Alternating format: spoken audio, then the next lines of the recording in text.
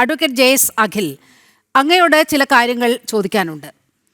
നോക്കൂ, ഈ സ്വർണ്ണക്കൊള്ളയുമായി ബന്ധപ്പെട്ട് ആ വിവാദമൊക്കെ കത്തി നിൽക്കുന്നൊരു സമയത്ത് PS പ്രശാന്ത് അറസ്റ്റിലാകുന്നതിന് തൊട്ട് മുൻപ് കടകംപള്ളി സുരേന്ദ്രൻ ആഭ്യന്തരമന്ത്രി രമേശ് ചെന്നിത്തലയെ കാണുന്നൊരു സാഹചര്യമുണ്ടായി. അത് എന്തിനു കണ്ടു എന്നുള്ള കാര്യം ആഭ്യന്തരമന്ത്രിയും വ്യക്തമാക്കിയിട്ടില്ല, കടകംപള്ളിയും വ്യക്തമാക്കിയിട്ടില്ല. മറ്റൊന്ന്, നിങ്ങളുടെ സമയത്ത് ഒരു പാത്ര അഴിമതിയുമായി ബന്ധപ്പെട്ട് ഏതാണ്ട് 1.5 കോടി രൂപയുടെ ഒരു അഴിമതിയാണ്.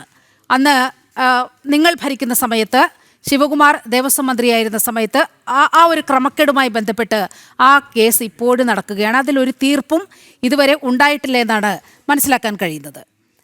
നോക്കൂ, നിങ്ങൾ തമ്മിൽ ഒരു അഡ്ജസ്റ്റ്മെൻ്റ് ഉണ്ടോ യഥാർത്ഥത്തിൽ? ഈ പുനർജനിയുമായി ബന്ധപ്പെട്ടത് ഞാൻ നേരത്തെ സൂചിപ്പിച്ചതാണ്. പിണറായിയുടെ കാലത്ത് വളരെ കൊടുമ്പിരി കൊണ്ട് ഇപ്പോൾ പ്രതിപക്ഷ നേതാവിനെ അകത്താക്കുമെന്ന് പറഞ്ഞ് വീമ്പിളക്കി നടന്നു. പക്ഷേ അവിടെ കണ്ടത് ഒരു അഡ്ജസ്റ്റ്മെൻറ്റ് പൊളിറ്റിക്സ് പോലെയാണ് തോന്നുന്നത്. നിങ്ങൾ അധികാരത്തിൽ വന്നപ്പോൾ VD സതീശനെതിരെ ഒരു കുറ്റവുമില്ലാത്ത സ്ഥിതിയിലേക്ക് എത്തി.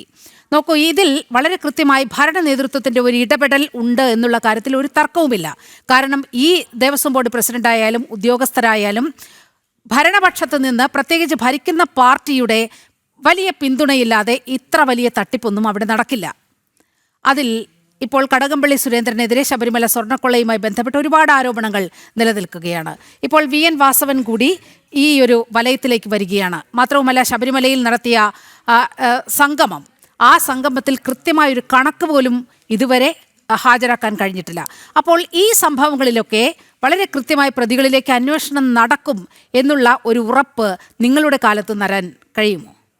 തീർച്ചയായിട്ടും അതിന് കൃത്യമായ മറുപടി ഉണ്ട്. കാരണം ഇതിനകത്ത് ഒരു കാര്യം മനസ്സിലാക്കേണ്ടത്, ഇപ്പോൾ താങ്കൾ ആദ്യം ഈ പോർഷൻ്റെ തുടക്കത്തിൽ തന്നെ പറഞ്ഞ പോലെ മുൻ ദേവസ്വം ബോർഡ് മന്ത്രിയായിട്ടുള്ള കടകംപള്ളി സുരേന്ദ്രൻ നമ്മുടെ കോൺഗ്രസിൻ്റെ ആഭ്യന്തര വകുപ്പ് മന്ത്രി രമേശ് ചെന്നിത്തലയെ വന്ന് കണ്ടുപോയതിനെ പറ്റി ഒരു കോൺഗ്രസിൻ്റെ മന്ത്രിമാർ ആരെ വേണമെങ്കിലും, ഏതൊരു സാധാരണക്കാരനോ ഏതൊരു വലിപ്പച്ചെറുപ്പമില്ലാതെ ആർക്ക് വേണമോ കാണാൻ പറ്റുമോ എന്നുള്ളത് ഈ ടേമിൻ്റെ തുടക്കത്തിൽ തന്നെ തെളിയിക്കാൻ പറ്റിയ ഒരു കാര്യമാണ്. പക്ഷേ അദ്ദേഹം വന്നത് എങ്ങനെയാണ്? സ്കൂട്ടറിൽ വന്നു, അദ്ദേഹം ഹെൽമെറ്റ് വെക്കാതെ വന്നു. ആ ഹെൽമെറ്റ് വെക്കാതെ വന്നതിൻ്റെ പേരിൽ അദ്ദേഹത്തിനെതിരെ കേസെടുക്കുന്ന ഒരു സാഹചര്യം പോലും ഉണ്ടായി. അത്രയും നിയമപരമായി പോലും വളരെ സംശുദ്ധമായി തന്നെ ഈ ഭരണം മുന്നോട്ട് പോകണം. അല്ല, ഞാൻ പറഞ്ഞു, താങ്കൾ പറയുന്ന മറുപടിയിലേക്ക് ഞാൻ കൃത്യമായിട്ട് എത്തും. ഈ സ്വർണ്ണക്കൊള്ളയുമായി ബന്ധപ്പെട്ട് തന്നെ ഈ അന്വേഷണവുമായി ബന്ധപ്പെട്ട് ഇത്രയേറെ സഹകരണം പ്രഖ്യാപിച്ച ഒരു ദേവസ്വം മന്ത്രി ആരാ ഉള്ളത്? K. മുരളീധരൻ. എന്താണ് അദ്ദേഹത്തിൻ്റെ ആദ്യത്തെ ചാർജ് എടുപ്പ് കഴിഞ്ഞിട്ട് ആദ്യത്തെ മാധ്യമങ്ങളെ കണ്ടതിനകത്ത് ഏറ്റവും ആദ്യത്തെ സ്റ്റേറ്റ്മെൻറ്റ് നിങ്ങളുടെ മീഡിയ ഗാലറിയിൽ ഒന്ന് പരിശോധിച്ച് നോക്കൂ. ഈ സ്വർണ്ണക്കൊള്ളയുമായി ബന്ധപ്പെട്ട് ജുഡീഷ്യൽ എൻക്വയറി വളരെ മാന്യമായ രീതിയിലാണ് മുന്നോട്ട് പോകുന്നത്.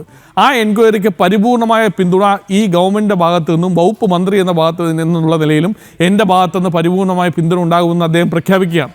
ഈ അന്വേഷണവുമായി ബന്ധപ്പെട്ട് ഒരു ഘട്ടത്തിൽ പോലും ഈ അന്വേഷണം പോരാ എന്നൊരു അഭിപ്രായമാണ് ഇപ്പോൾ ഉള്ളത്. കാരണം അതൊന്ന് ഇഴഞ്ഞു നീങ്ങുന്നു എന്നൊരു അഭിപ്രായം ഞങ്ങൾക്കുണ്ട്.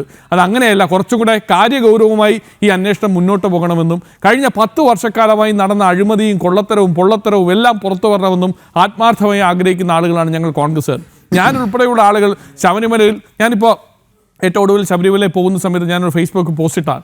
ഞാൻ 8 വർഷത്തിന് ശേഷം ഈ സ്ത്രീ പ്രവേശന പ്രശ്നവുമായി ബന്ധപ്പെട്ടതിന് ശേഷം മനസ്സിലുണ്ടായ ഒരു വേദനയ്ക്ക് ശേഷം ഞാൻ സത്യം പറഞ്ഞു കഴിഞ്ഞാൽ ഇപ്പോൾ കോൺഗ്രസ് അധികാരത്തിലേക്ക് വന്നതിന് ശേഷം പോകാമെന്ന് തീരുമാനിച്ച് ഇപ്പോൾ ശബരിമലയ്ക്ക് പോയ ആളാണ്. അത് മാധ്യമങ്ങളിൽ വാർത്തയുമായതാണ്. ഞാൻ പറഞ്ഞു വന്നത്, അത്രയേറെ പ്രയാസപൂർണ്ണമായി ഇത്തരം വിഷയങ്ങൾ ഏറ്റെടുത്തിട്ടുള്ള ഭക്തരായിട്ടുള്ള ആളുകളുണ്ട്.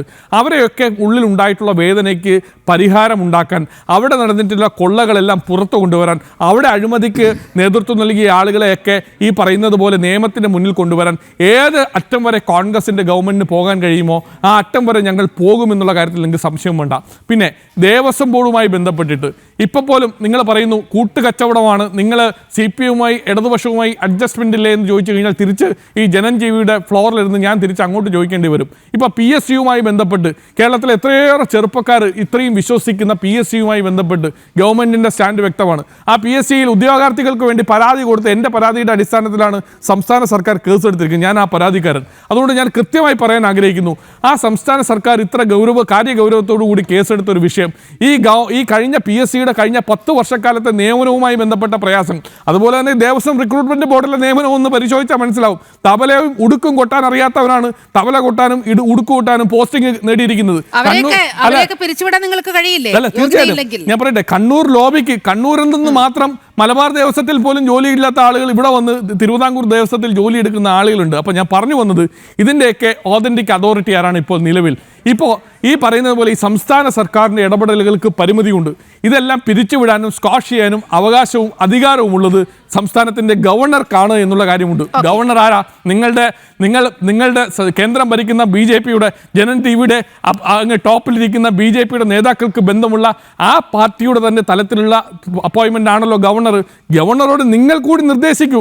നിങ്ങൾ ഈ പറയുന്ന പോലെ ഇടതുപക്ഷത്തിന് വേണ്ടി അഡ്ജസ്റ്റ്മെന്റ് നടത്താതെ നിങ്ങളുടെ ഭാഗമായി സർക്കാരിന്റെ നയം വ്യക്തമാണ്. സർക്കാരിന്റെ നയം വ്യക്തമാണ്. സർക്കാർ എന്താണ് കോടതിയിൽ പറഞ്ഞിരിക്കുന്നത്? ഈ പറയുന്ന പോലെ ഞങ്ങൾ വളരെ കൃത്യമായി എന്താണ് ഹൈക്കോടതിയുടെ മുന്നിൽ ആവശ്യപ്പെടുന്ന ഒരു കാര്യമാണ് ഈ ശബരിമല സ്വർണ്ണക്കൊള്ളയടക്കം CBI അന്വേഷണം വേണമെന്നുള്ളത്. കാരണം സംസ്ഥാന സർക്കാരിന്റെ SIT അന്വേഷിച്ചാൽ ഇത് എവിടെയും ചെന്ന് നിൽക്കില്ല എന്ന് വളരെ കൃത്യമാണ്. അഡ്വക്കേറ്റ് അനിൽ വിളയിൽ പറയുന്ന ശബരിമല വിഷയത്തിൽ, ശബരിമല സ്വർണ്ണക്കൊള്ളയുമായി ബന്ധപ്പെട്ട് രാജീവ് ചന്ദ്രശേഖരൻ ഒറ്റയ്ക്ക് സെക്രട്ടേറിയറ്റിന്റെ നടയിൽ വന്നിരുന്ന് സമരം ചെയ്താലതെ BJPയുടെ നെഞ്ചത്ത് കൈവച്ച് ആത്മാർത്ഥമായ ഒരു സമരം നിങ്ങൾ ചൂണ്ടിക്കാണിക്കുക. ഒന്നും ഉണ്ടായിട്ടില്ലേ? അപ്പോൾ ഞങ്ങളുടെ നിലപാട് വളരെ കൃത്യമാണ്. ഞങ്ങളുടെ നിലപാട് വളരെ കൃത്യമാണ്. ഞങ്ങൾ ഈ പറയുന്നത് പോലെ കൊള്ളത്തരത്തിന് നേതൃത്വം നൽകി